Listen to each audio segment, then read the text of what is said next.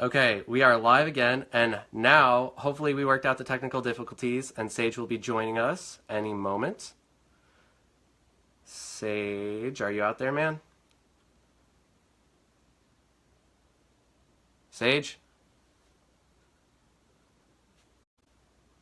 I sent you an invite.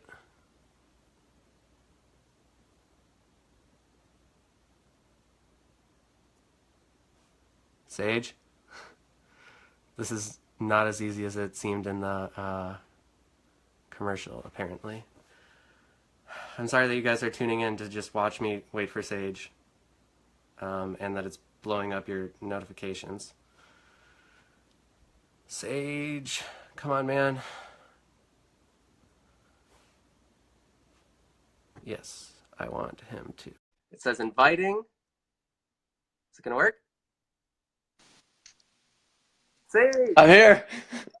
I made it. All right, we figured it out. God, it took me a minute. This Facebook app I'm new to it. I just downloaded it, so Yeah, I don't really know what I'm doing. you're not really a big social media user, are you? Not really, especially I'm not. And so yeah, it's taking a minute, but we're rolling. Well, we got it. I'm glad we got it worked out. I'm sorry that I don't have headphones in. I unfortunately have an iPhone that you can't put headphones and a charger in at the same time, unlike Sage. So I'm sorry if the video. It's fine. I can hear you fine. You can hear me fine? Okay, that's good. Yeah. So when we were having our technical difficulties earlier, I kind of introed that, just reminded everybody what the program's about, and talked about the three topics that we sort of discussed before. So they're aware of that. Okay. So I guess we can just kind of like jump right into it. How's it going, Sage? Good. Just got a new haircut, so Yeah, right before yeah. right before we got started, right? Yeah. It was getting long, so I had to get it chopped off. Yeah, mine's getting long too. I got to get there myself. Yeah. So I guess that's kind of an adulting thing, right? Like getting your haircut. It's a pretty low level one, but Yeah. all the same. It's something that you have to do. Like, you have to groom yourself. So Right. Well, and more than grooming yourself, like you got to call, you got to make an appointment, you got to like show up on time, and have money to pay for it. So, yeah, there's like multiple parts to it, but yeah, definitely not like high level adulting either. yeah. So, what are some things that you've been working on in terms of like adjusting to adulthood outside of school? Because I know that's something that we talk about kind of a lot. Yeah. I mean, one of the things that I never really kind of got to the point, got in the habit of during college was really being like legitimately organized. Mm-hmm. And that's something that I've been kind of implementing over the past couple months, and it's been super helpful. Like just kind of having like a calendar and having different like working like ways that I keep track of everything. Just kind of that's a way that's tailored to the way I think, and in that. So I don't know. It's been that's kind of really helped me like jumpstart like getting things done. And I don't know how I did it in college, to be honest. I really don't. Like like thinking back. Yeah, I was not a super organized person in college either. Really not even in grad school, if we're being honest. So what's been sort of like your process for getting organized, and like what's your system? I actually just purchased this dotted notebook. I had seen someone in a coffee shop like drawing in a dotted notebook, like just lines, like line after line after line with a ruler. And I was like, what? Like I asked her, like, what is she doing? And she said, I'm, creating like a calendar. I was like, oh, that's pretty cool. So I kind of use that for each day of the week. And it gives me a lot more space to like write down what it is I need to do for the day. and I don't know, it's like it's very basic things, but like it's unbelievably helpful. And I've always been a very scattered person, and it's like just kind of aligned a lot of things for me. So that's one thing. And then also I use right now I'm transitioning into I have a new job, and so that's kind of a whole nother dimension that I'm working with, and that's something I'm actually still trying to figure out, because I have one notebook for my personal stuff I want to get done, but then there's a whole nother realm in the role that I'm supposed to in this new job. So I'm I'm having to figure out what that might be, but I think I'm just going to get another notebook. Okay. And kind of use that. But also I have, and then another one is, and this is still kind of, I'm refining it to try and get, the best system going. But another one is just kind of a goal planner, which I know we've talked about before. I think you even recommended it to me, and it's really good. So yeah. Yeah, it definitely helps to specifically outline, I think, what your goals are, and also think about too, like, what's your feedback mechanism for knowing if you're approaching those goals too. You know what I mean? Right. You can set a goal, but if you don't know if you're approaching it or not, it's really hard to get there. Right. But so something I was thinking about that's really interesting, and I wonder if you could talk about a little bit, is there's been some research that has shown that, like, taking notes by hand is actually better. You remember things better and understand things better than if you do it with a computer.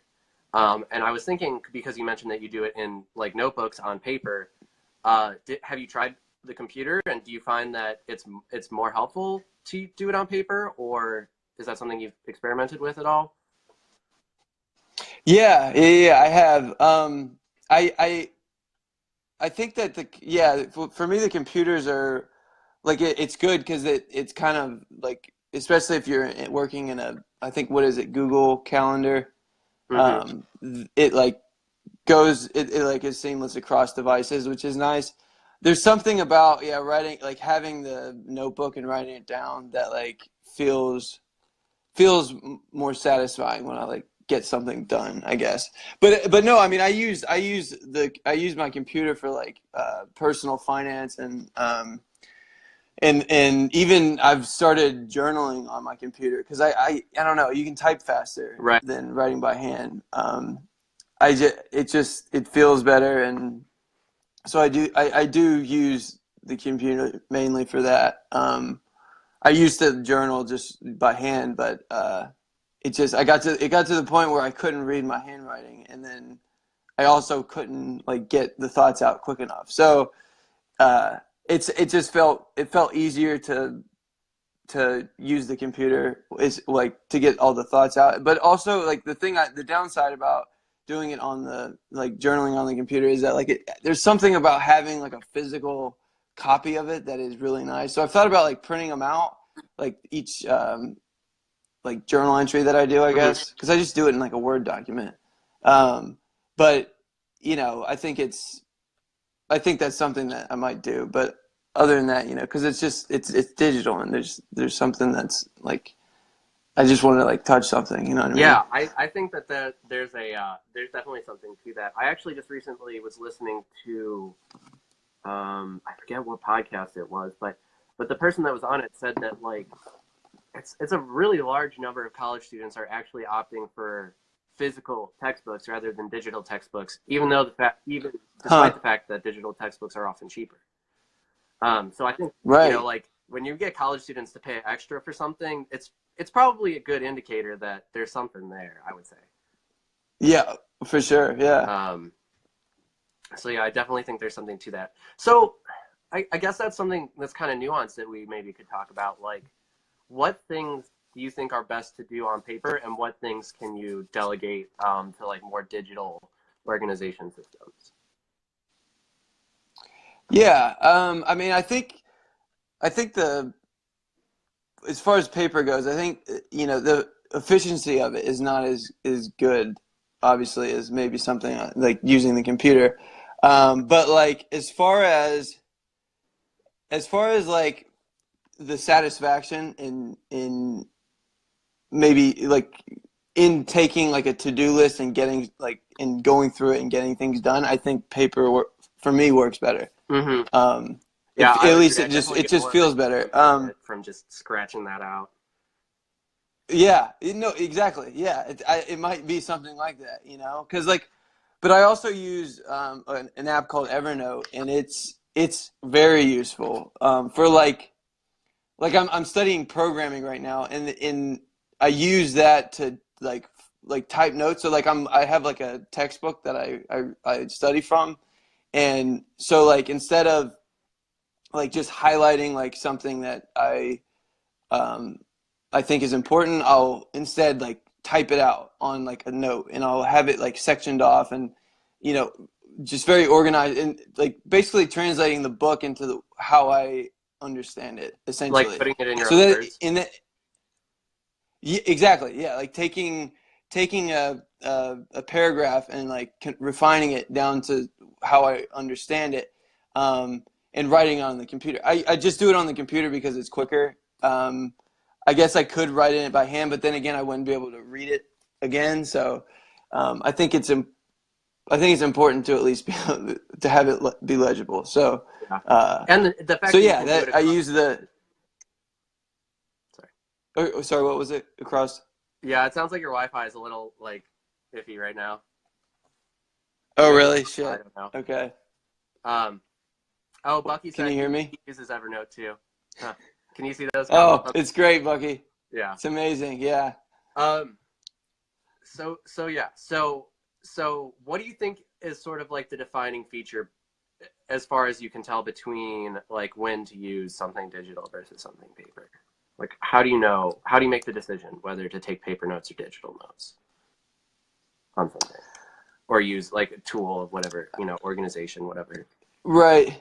Yeah. I think it's personal preference and efficiency. I think those are the two main things. Um, what feels right for you personally is the best, you know.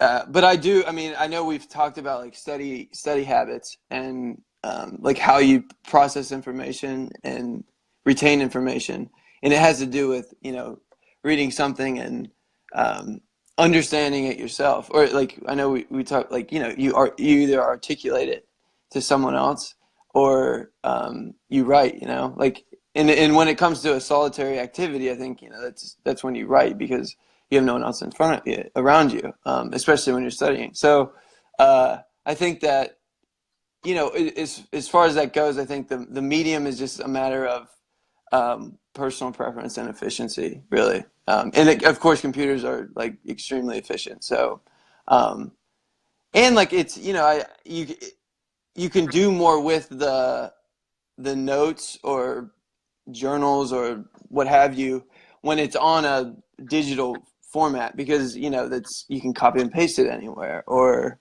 you can even print it out so you have a physical copy. The only difference is the act of writing and or typing. And I know maybe you can touch on the act of writing. I know you've mentioned before that like the act of actually like writing it out is like it maybe it sticks with you even more. What is do you know like what the research is behind that? So there's one particular study that they did where they just kind of compared people who took notes by computer versus by hand, and they kind of tested them on the information. People who took notes by hand did better. So that's kind of how they determined that. Okay. But there is a lot of evidence out there that I did research on in grad school that talks about sort of the interplay in your brain between the motor cortex and the areas that are responsible for learning and memory. And they get turned on together.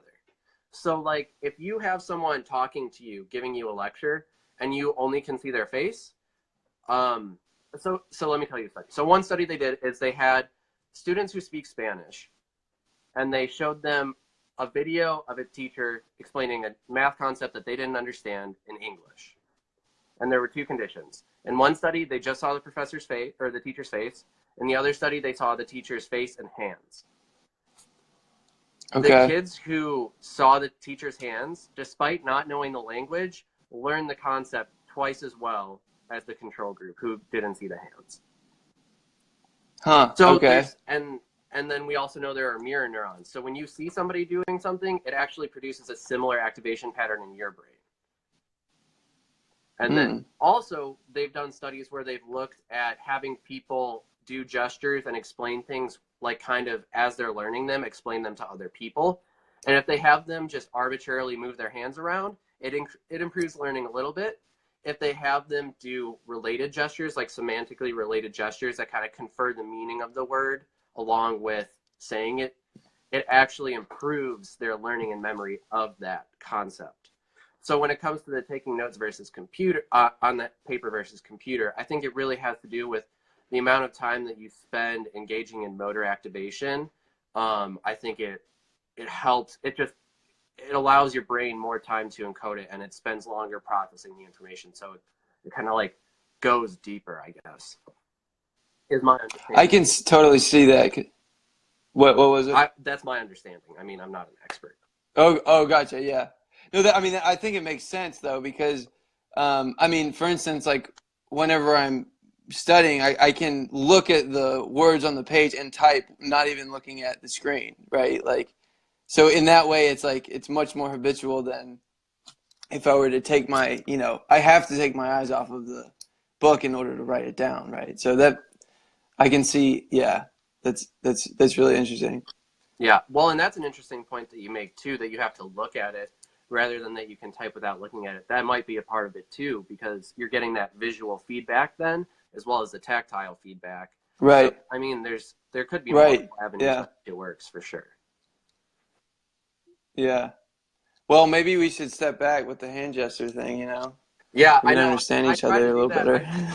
It's like it's a balance, between like I want the sound and the video quality to be good, but I would like it if you could see my hands.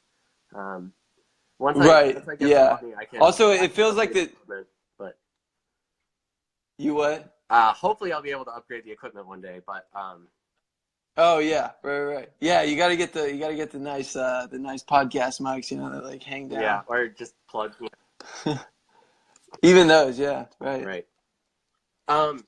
So yeah, what else have you been doing to adjust to adulthood? I know you mentioned your personal finance spreadsheet. I think that'd be a pretty neat thing to talk about. Yeah. It's so I basically just have an Excel like spreadsheet that I made, and I keep like a monthly running list of like income and outgoing expenses. So like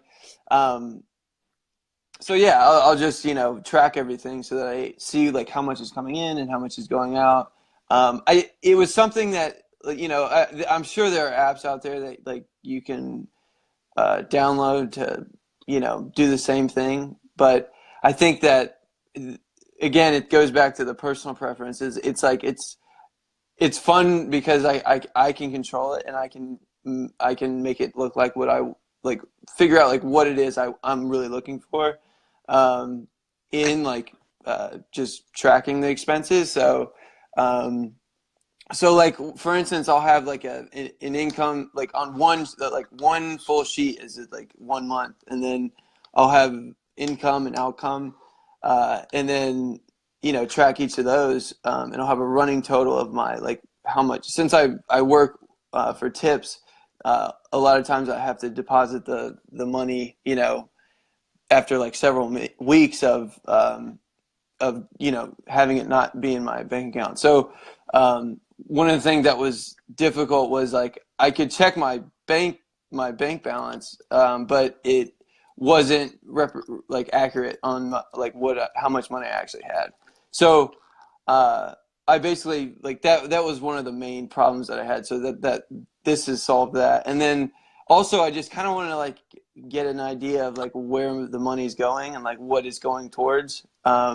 So like after each month I have like a financial report of like what went where, and then have like a percentage of what like how much went to rent, and like how much went to social things, and how much went to you know, like buying books or other, you know, things like that, the different categories.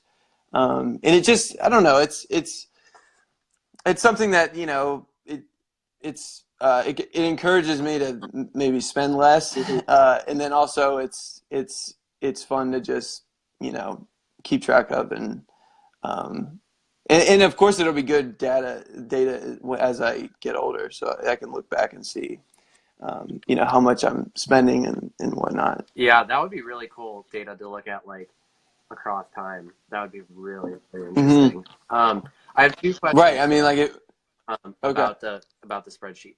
So my first question is, like, how do you get the data into the spreadsheet? Because I feel like I definitely struggle with this, and I think I'm probably not the only one, is like, it's really easy to go and swipe your card or give someone some cash and not write it down or keep a receipt. So, like, what's your system for, like, actually getting it into the spreadsheet?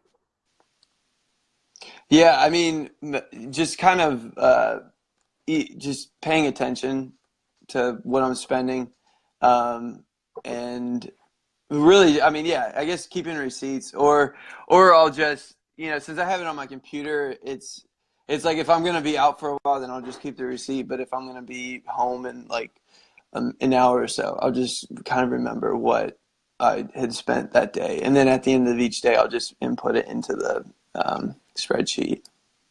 Okay. So, like, if you go to the grocery store, you just, like, remember what your total was, or, like, keep the receipt and just plug it in. Yeah. Exactly. Yeah. So nothing. Kind of like it's nothing building like, it into your daily habits, like just. Yeah. That's definitely what it is. Yeah. So, but yeah, I mean, it's other, you know, it's nice to have, and because before I was like kind of keeping track of like what I was spending and what I was bringing in, but again, it was actually in a notebook that I wrote in, but like for some reason I think what it is like my handwriting is so terrible that like it turns me off from wanting to look at it. So I think that's why I like have turned towards the computer for a lot of these things. Okay. Yeah, I can definitely relate to that. Yeah. I have really bad handwriting as well, so you're not alone. You're not alone with that. So my second question was, like, you said that you have different categories, like different spending categories, and I'm just wondering sort of what those are. Yeah. Well, one is the big one is rent, like rent and utilities. I mix that together. So, well, I guess I could call it housing or something like that. But yeah, that one is, I mean, just being in Austin, it's like 50 some percent, like of all of my income, which is something I want to get down. But you know, but by having it, like I can see where it's going towards, and so then I can set up like a plan for the future and like try and work towards that. You know what I mean? Some other ones are like, like personal development, which would include like, I think I include like books and, you know, like I've subscribed to like Sam Harris's podcast, and I donate to his podcast each month, and then like the Rubin Report and Jordan Peterson and that. So that also will go in probably in that category, and then just other things that are kind of related to that, and then kind of like, you know, like going out to like bars and that'll be like social, and or going to coffee shops, that would be like kind of go in the social category.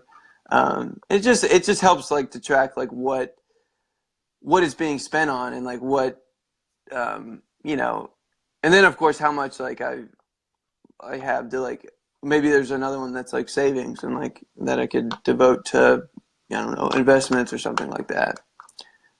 So yeah, that's cool. And I like that you have the personal development category, because I don't know that that's one I necessarily would have thought of, and that's really cool. So I'm glad that we talked about that.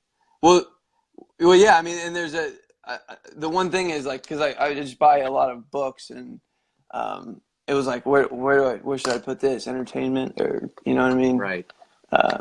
So yeah, I think, yeah. So, do you track what percentage of your income you spend on personal development? Yeah, so I've only done, it sounds like I've done this a lot, but this was actually this past month was the first time I've done all this. So, Okay. it was probably like, I'm trying to remember, it was probably somewhere between 10 and 20%. Okay. So That seems like a pretty reasonable. I spend quite a bit, I guess. Yeah, yeah. Yeah.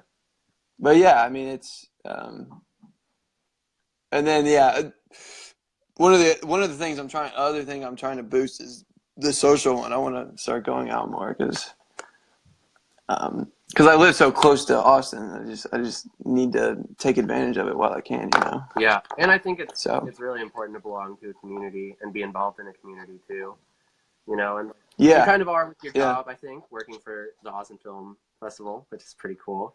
Yeah, and like getting out more in your local community, I think is something that everyone could aspire to, probably.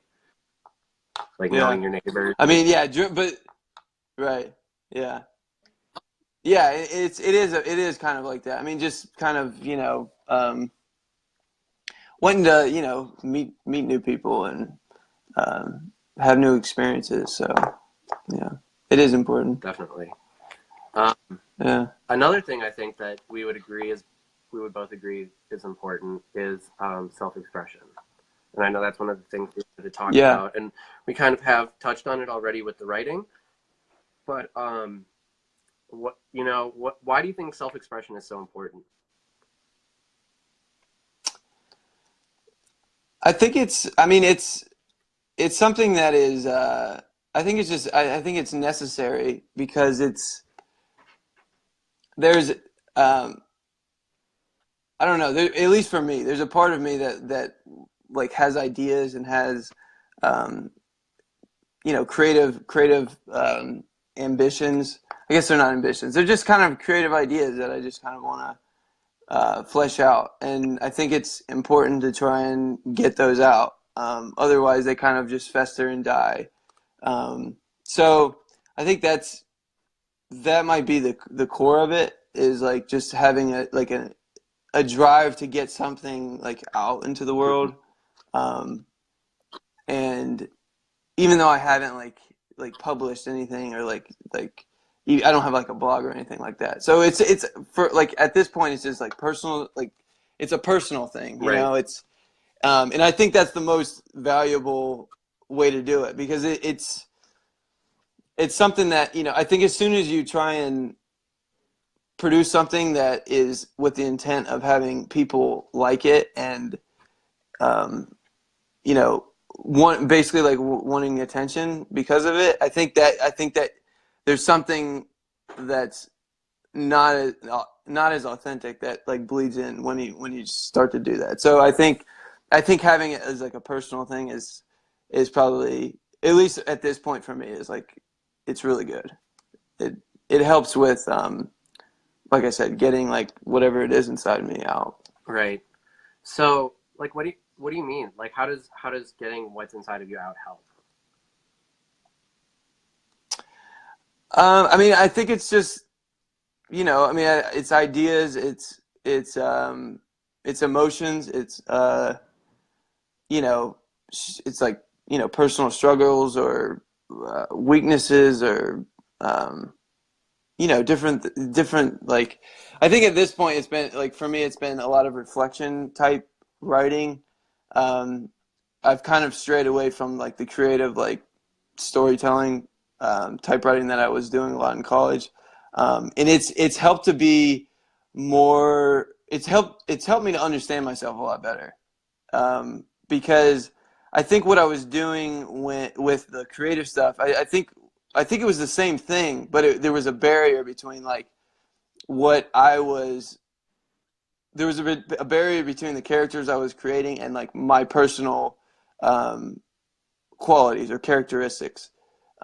Whereas I think they were the same thing, but I didn't really see that, because when you write like a fictional character, there's a lot of almost all of it has to do with either people you know or yourself. There's a lot of yourself in it. And so when I turned it around on me, like to where I was like really trying to get an understanding of like what I was like of myself, like what I was going through, and just kind of, you know, as I reflected, trying to understand myself better, that was much more helpful, I think. Like it felt better, and it felt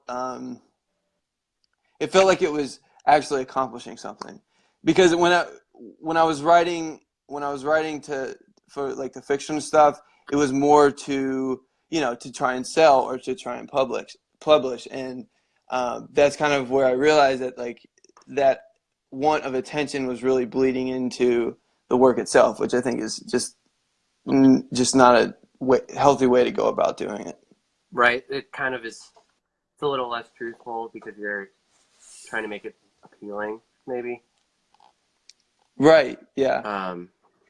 Which I mean, you know, it is helpful to have a kind of that third eye that's like hanging around you. You know, like you gotta be critical about it, and you gotta understand that other people are gonna read it, because otherwise, like, it's not gonna make sense. Like, it doesn't matter if I understand what I'm trying to say. Like, if it doesn't make sense to other people, then it's not really helpful. But I think I wasn't skilled enough to do that, and I think turning it on myself is at least a good step in that direction. That makes sense. Because the motives just change, you know. It's more so for my own personal fulfillment than trying to attract attention. Right. So can you, like, what's an example of something that you've learned from this sort of like self-reflective process? Because I agree that it's really valuable, but I feel like people can latch onto things better when they have like a concrete example that they can keep in mind. Right. Well, I mean, for one, I mean, we both watched Jordan Peterson quite a bit, and he's been quite an influence on me. Yeah. Just as far as his, the way he talks about, you know, self-reflection and that kind of thing. I mean, I know he has that self-authoring program, which I did part of, but then I kind of transferred off into my own realm. Like I was in a lot of ways the same reasons I like create my own calendar and write my own notes, just because it's the way I think. And so with that, it's kind of thinking about, you know, the situation I'm in, like living out halfway across the country from you guys and my family, making that big move. It shaped me in a lot of ways that I never would have expected. And then, you know, thinking about, you know, my faults, what I think is, what might be like, you know, what I might be good at, and then and then how I can kind of like sort those out, and then work towards like future like goals. But a lot of it is like, so I'll write about, like, you know, like in a normal journaling thing, I'll maybe like start out by saying like what the day was like, or something like that, like how I was feeling, and like what went well, what didn't go well, that kind of thing. Focus on little like events that happen throughout the day. But then overall, I'll have like another place where I write about like future goals, and try and like reevaluate those as I move towards them as well, because things change all the time. Mm-hmm. So is it kind of like articulating your thoughts and putting them like in a more concrete form allows you to think more clearly? Is that like, I'm just trying to get like really at what, you know what I mean? Right. Yeah. I think it is. Yes. It's to think more clearly. It's it's to flesh out ideas, and to get a better understanding of where I'm at in the world and where I'm going and where I was, uh, and so that I can kind of have a direction, like otherwise, like, I mean, like for instance, like this past year, like a year ago, I was totally like I had vague ambitions, but it was like I wasn't tracking anything. And I think that when I was doing that, I wasn't able to see where I was making mistakes and where I was succeeding. So it kind of magnifies the actions that you take, and it helps you understand what went wrong or what went right, and so that you can kind of recreate that in the future, or as you go along. Absolutely. Yeah. What do you think about this, like journaling and I reflection? think that's a big part of it too. I totally agree with everything that you said. I think there are some other parts to it too, like psychologically. I think that it externalizes your memory. It's basically a memory technology because Yeah, I it like so that. that your Yeah. brain doesn't have to hold that information, which actually lowers your cognitive load and frees up your cognitive resources for things like problem solving, prioritizing, like higher level executive functions when you're not burdening yourself with arbitrary memory stuff. So I think that's one part of the value of like writing and journaling. Um, like you said, I think it helps you think more clearly. And I think neurologically, probably the way that that works is because things sort of, so there's this constant back and forth between your brain and your body, right? And we all kind of know that that's how our bodies work. We have reflexes and things, but a lot of our motor activity is actually controlled by our motor cortex in our brain. And there's our brain interprets what's going on and kind of directs our thinking, our emotions, and our behaviors. And I think that when you process things on different levels, right? So that's why I mentioned reflexes. Like your brainstem is the lowest part of your brain, and it can actually react to things without your emotional, which is your midbrain, or your thinking, like higher brain. It doesn't even know it. Like your body will actually react to a reflex before it even reaches your brain. Um, Hmm. and then, so it goes through your brainstem first, and then it goes to your emotional brain. And your emotional brain is your midbrain. It's kind of like your fast decision making. So it takes all the variables, it looks at them together, and it comes up with an impulse response that you kind of run on while your higher level functioning processes it. And I think that when things remain unarticulated and they're just kind of floating around in your mind, it's really easy for them to maintain that emotional state and not actually get processed in your higher functioning parts of your brain, like your executive control center and your more advanced like visual, spatial, and verbal comprehension processing abilities. But I think when you write it, because it has so much motor activity involved and because it takes so much thinking and focus, like it kind of directs it almost makes you mindful. Like mindfulness would almost be an appropriate term to use when describing writing, because all of your sensory feedback and all of your cognitive resources are invested in that task, and so it processes it at the highest cortical level possible rather than just leaving it sort of bouncing around inside of you unarticulated in this weird emotional state. That's sort of Yeah, my understanding. Does that make sense? it does. It makes a lot of sense. And something that made me think about is like also the feeling I get when I'm writing is like it's a feeling of like exploration. Like you're kind of like you're wanting things to hit you, you wanting thoughts to hit you, but like because like there's all kinds of things that you could write, but like the process of taking those sporadic thoughts and sorting them out and into like an organized sentence is like it's very satisfying, and it's a very um, it's a very exploratory process, I think, and I like the idea of having like how you said, like the emotions are like kind of what's below the, what'd you say, the cortical critical, the cortex, where all the like the executive functioning happens. And so like that kind of like relationship between those two parts of the brain, I'm sure that those two are like extremely active when you're doing it, because you're, at one level you're feeling something, but on another level, you're very logical and thinking through like how you can sort this out. So it's like kind of the dance between those two when you're doing it.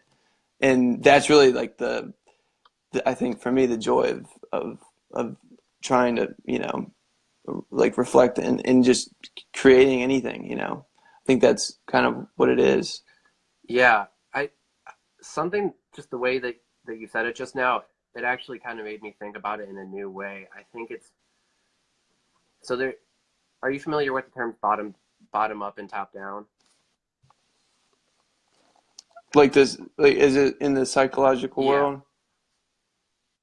Not really, no. Okay, so the idea, and it sort of relates to the brain, the three levels of the brain I was just talking about, like your lower limbic system, your emotional midbrain, and then your cognitive, like, cortex. Oh, I totally just lost my train of thought.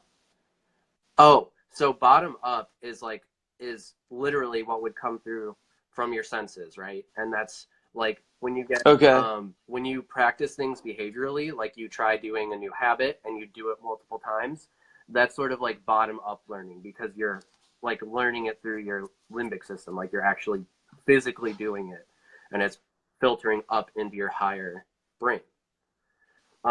But then top down is traditionally more inhibitory processes, but it can also be motor activity and it can be different things. But essentially the idea of top down is that your higher level thinking abilities can actually influence the things below it. So it can actually change your emotions and your behaviors, because I believe what it is. I've been trying to find the source for this, because I heard it once and I haven't been able to find the source again. But I think it was a TED Talk. They talked about you actually can grow sort of like roots, like tree roots, down from the top parts of your brain into lower parts of your brain when you do a lot of this top-down processing. So I think what we're kind of talking about here, and I think what we kind of laid out, I'm sorry, I kind of lost the train of thought of why I started explaining that. But I think it relates to what we've been talking about, because you can take like sort of a sandwich approach. You can do bottom up and top down stuff. So the bottom ups is what we're talking about, like tracking your expenses and keeping a ledger, organizing yourself with like a goal, like having goal organization and writing a to-do list and crossing things off of it. That's sort of the bottom up stuff. And then the top down stuff, I think, is it's, I don't know. Do you remember why I started saying that? Well, I think it has to do with with writing. Like you're organizing your thoughts, right? Like the emotions and the trying to line that up. Do you think that's what it was? You kind of cut out there a little bit, but yeah, I think that's what I was trying to get at, is that I think the writing is is sort of more of a top-down process where you can build those roots downward as well. Right. Yeah. Yeah. That totally makes sense. Yeah. Just build like a good habit superhighway by. Yeah. Going straight through, top down. Yeah, but then also straight through the bottom body. up too. Like I know behaviors with your like writing about it, and then also like actually getting out and getting in the gym or writing stuff down, or whatever the like minute behavioral stuff looks like, just sort of aligning it along the whole. And I think too, when you align your top down and your bottom up approaches, it keeps your emotional brain happy, because it's getting synchronous messages. It keeps you motivated and moving forward, I think. Or at least Anecdotally, that's what I've found. Since I've started sort of trying to take this approach abstractly, I've definitely felt more emotionally stable, and like it's easier to maintain motivation to do new things because my thoughts and my behaviors are in concordance with each other. Right. Well, I mean, it's like setting goals for yourself, right? Like your executive functioning, setting a goal, and then your physical body is able to fulfill that Right. And going back goal. down to the So it's like mini like you know, goal accomplishments, you know? Yeah. Yeah. And there's pretty good evidence too that like on a neurochemical level, setting goals is actually a top-down way to raise your serotonin. And serotonin actually doesn't do what most people think it does, which is make you happy. It actually seems more likely that what serotonin does is it increases your sensitivity to both reward and punishment as they relate to tasks and goals. So setting psychological goals or setting like personal, whatever kinds of goals from that sort of top-down like writing approach actually can raise your level of serotonin. And then that feedback mechanism, which is what we were talking about earlier, like identifying how to know if you're making progress on your goals. Every time you encounter that mechanism that's telling you that you're moving in the right direction, that actually gives you a hit of dopamine. And so since you have that goal set and your serotonin levels are high, that level of that hit of dopamine actually impacts you more. It makes you feel better, and it builds that network faster and stronger. Yeah. Than if you just sort of than if you just sort of arbitrarily did something without setting a goal. Right. Which is like, yeah. Because I imagine it works the opposite way too. If you set a goal and you don't accomplish it, or set a task for yourself for the day and you don't accomplish it, I'm sure there's some, I'm sure you're a little more depressed because you didn't do that, Yeah, people. Or maybe you're just. Go ahead. Oh no, I was just gonna say maybe you're just you're caught up in something else and you just don't remember it. But I wonder if there is something subconscious about that. What do you mean, like subconscious? Like if you were okay, so say like in the morning you wake up and you're like, I want to go for a run today, and say you write it down and say like you write down a to-do list, and I have to clean my room, I have to take out the trash, I have to go for a run, and you do the room and then the trash, but then say a friend asks you like calls you up and is like, hey, let's go out to a bar and get a drink. And you're like, okay, like. Maybe you haven't seen the friend in a while and you don't go for the run. Like, I wonder if there's a part of you that still is like, oh, well, I didn't complete that task. I should have. I think you can definitely get stuck in that for sure. Like if you try to enforce too much of a top-down approach and if you become too rigid, I think that's definitely possible. But right.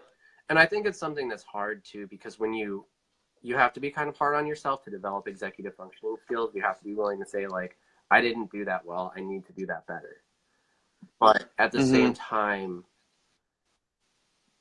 punishment doesn't, like, punishing yourself won't make you do the behavior. It'll actually decrease the chances that you'll do the behavior if you punish yourself for trying. Like, that's just how it works. It's not a good way. Yeah. Yeah. And then I think too, like, so on the micro level, people sort of have this processing, right? This top-down and bottom-up processing, and ultimately it results in a behavior that is manifested in the world. And when people do behaviors, they're almost always goal-oriented in some way. People don't really just arbitrarily do things. They usually have a reason for doing them. And so I think when you don't set achievable goals, it is really easy to burn out and become depressed because you're doing a behavior and you're not getting the expected outcome. And so every time it's actually, you're being punished. You're not getting what you want. So you're not getting a hit of dopamine. Even more so, you're probably getting some other neurochemical that's telling you that you need to change your behavior because it's not working. So on the micro level, you experience that, and it's either frustrating, saddening, whatever. People react to it differently, but it's a negative feeling. But then if you look at the macro level, and people are consistently setting goals that they can't achieve across time, and they're having that experience again and again and again and again, it's actually it's running through that brain wiring each time they have that experience. And I think it grows those networks of like, well, that just calculate the probability that your behavior is not going to have the expected results. And if you feel that your behavior is not going to have the expected results, you're going to feel pretty hopeless and pretty helpless. You're going to feel like nothing that you do matters. And I think that is the definition of depression. Like that's clinically the definition of depression is helplessness and hopelessness and persistent bad mood across time, or negative mood across time. Yeah. So then would you say that it would be better off that you don't even set goals for yourself? If you were to, I mean, maybe it is at least a step in the right direction, but like if it's causing, would you say it's more depressing to not even try to set goals or try to set goals and then just completely not meet them? I think that it's sort of like a tightrope walking act, because I think, like we were just talking about, if you set your goals too high, you're going to become depressed when you can't achieve them. But if you set your goals too low, I think bad things happen as well. Number one is you could just get bored. If you achieve all your goals and you're not willing to set new ones, you're going to get bored. Like, what are you doing with your time if you're not reaching for something? You're just trying to be comfortable. And then, so I think that's the other thing. Like, if you're setting goals that are too low, or you're not setting goals at all, your serotonin levels are going to be lower than they could be, and you're not going to be getting as many rewarding feelings from the dopamine hits that you are getting. So you're going to seek out, rather than setting goals, raising your serotonin and improving the impact of the dopamine, you're just going to go straight for the dopamine itself, and you're going to start doing things that release dopamine in the brain without goal setting. So you're going to do things that feel good, like, eating sugar makes you feel good. It actually releases a lot of dopamine in the brain, but it's nutritiously terrible for you. Like, it's the worst thing you can eat. So I think that's the danger of not setting goals, is that you're just liable to be taken up by anything that'll give you dopamine. So, right, because it's so what it seems like then is that your brain runs off of dopamine. Like the motivation is synonymous with dopamine hits. I would say dopamine. I mean, dopamine is like a learning neurochemical, is what I would say. It reinforces brain activity, pretty much. Okay. Like so when it's good, it's a reward neurochemical. So it makes it more likely that brain pattern will like fire again. Okay.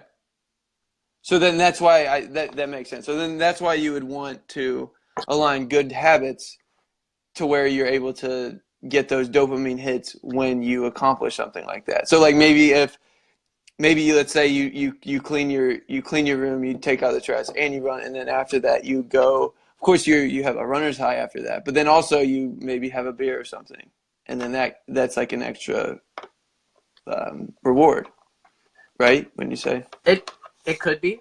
I would be cautious about the idea of using something that's like a sugar or a drug like an alcohol. Okay. As a so the thing about external reward, especially with sugar, is just because sugar is really bad for you, like alcohol and carbohydrates are just really bad for you. But that point aside, when you externalize the reward mechanism, it actually stops rewarding the internal reward mechanisms as much. So like, if you set a goal and you achieve it, you should feel good just for achieving the goal. Like, it'll actually, if you truly believe in that goal, like, so that's the thing about setting goals that are achievable and meaningful, is they have to be something you actually want to do and that you actually believe is going to like, right. You have to have that top-down connection of actually believing it, as well as doing it. Right. So then the start would be to have to understand, have like a really long, like term plan or path that you want to kind of go down, and then breaking it down to like step by step so that you can work on attaining it. Because then it's yeah, like it's it feels like you're actually moving towards something, and that alone should probably give you the dopamine hit. No, Right. It's kind of like I think we were talking about this a couple of days or weeks ago. Like using the analogy of climbing upstairs. If you are climbing upstairs and you want to get to the top of the staircase, most of the time you need to be looking down so you don't trip. right? But every once in a while, it's okay to look up because it reminds you why you're pounding away at the stairs, and it keeps you going. And then when you get to the top and you look down, it makes it all seem worth it. Yeah, that's a good analogy. Yeah. Yeah. Yeah. But yeah, so I think it depends on where you're starting too. You know, like there are people who are watching this who might be at step 0. And if that's the case, I would say set any goal and achieve it. Any goal, no matter how easy, just achieve it. And then set a harder one. And keep doing that until you get to the point where you're testing your limits every time you set a new goal and you're working hard to do it. Yeah. Because it's way, you know, it takes longer to get bored than it takes to get frustrated. Yeah. And you can always, it feels good to bump up your goal. It doesn't feel good to bump it down. So I think it right. At first, that's the best way to do it. But then you really do, I think, want to develop a pretty refined idea of what you can and can't do so that you can constantly be setting goals that are slightly outside of what you can currently do so that you're always growing a little bit at a time. Does that make sense? Yeah. Yeah, because I mean, if you set something that is absolutely, you know, you know, just kind of an arbitrary goal that's like maybe something that's like 5 years in the future, and you probably you could probably do some serious damage to the feedback loop if you were to try and set out to do it and then you don't achieve it in say like 4 weeks, and it's like, well, you know, that it just wasn't realistic in the first place. But right, and especially too, if you don't have that feedback loop like we were talking about, like, okay, you want to buy a house in 5 years, that's actually a pretty good long-term goal, well, depending on that, right? But you also need to know, like, okay, if that's what your goal is and that's where you want to be in 5 years, what does that look like tomorrow, next week, next month, next year? Like, what does that look like at every time level of analysis between here and there? Like, what are the daily habits you need? What are the monthly, like, savings or whatever monthly habits you need? Like, what do you have to do and when do you have to do it to reach that, to know that you're moving in that direction? Yeah. I think that's really the hardest part is like the easiest part is setting a goal, but the hardest part is not even, I don't even think doing it. I think it's breaking down, well, maybe doing it, but breaking it down to steps to where you that will be, you know, you will be successful at, you know, and really trying to understand the structure that you set up for yourself to get to there. You know, I think that for me is the hardest part, because it really comes down to breaking down what it is you want, and then, you know, and then looking at all the ways to get that, you know. But yeah, I mean, for me, that's always been the most difficult. It's fun though. I mean, it's fun. It's like a problem, you know, that you're trying to solve. Right. Yeah, I'm thinking of another analogy. It's sort of like, I think if you walked up to a building and you wanted to build, there was a door on the second floor and you wanted access from the first floor to you wanted to be able to walk up to that door. If you just started stacking stuff below the platform, you get pretty frustrated probably, like if you didn't have a good plan. And But if you had a plan and you like designed, okay, that like this is how long the stairs are going to be, this is how tall they're going to be, and you kind of laid it all out, then with each stair you lay, you know that you're like moving towards a plan, but it's not necessarily moving the stones into place for the staircase or whatever the building material is into place for the staircase. It's actually planning the staircase and figuring out like how the steps all fit together. That is a really, really hard part. And it's a really high level executive functioning skill for sure. Yeah. Yeah, totally. Like anything, it's something you can get better at with practice if you just adopt a growth mindset and work on getting better at it, I think. Yeah.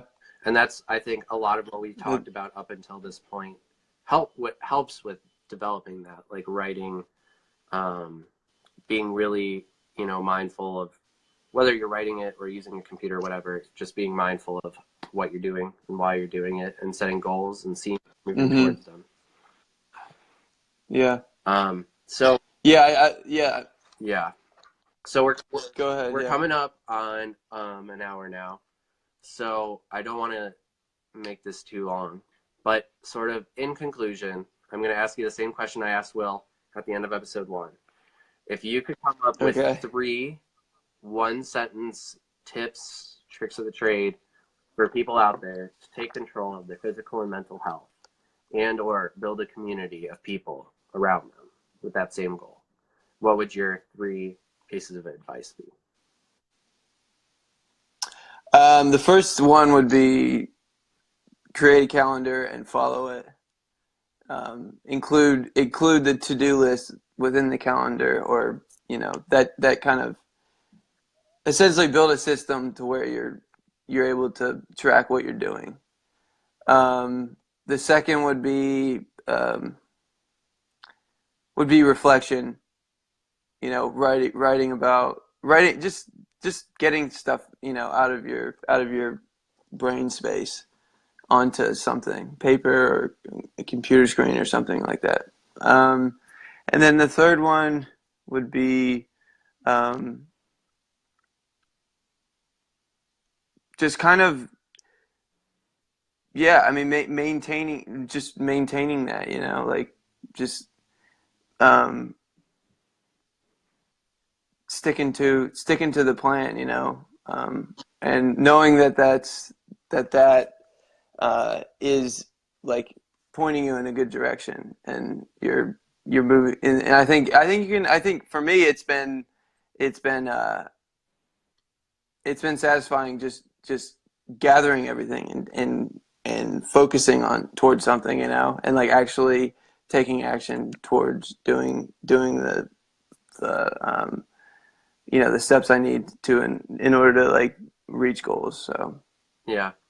Well, that's essentially it. That's really interesting. So your first 2 points: get organized, make a calendar, make a to-do list, get organized. Number 2, articulate your ideas, your thoughts, and your feelings.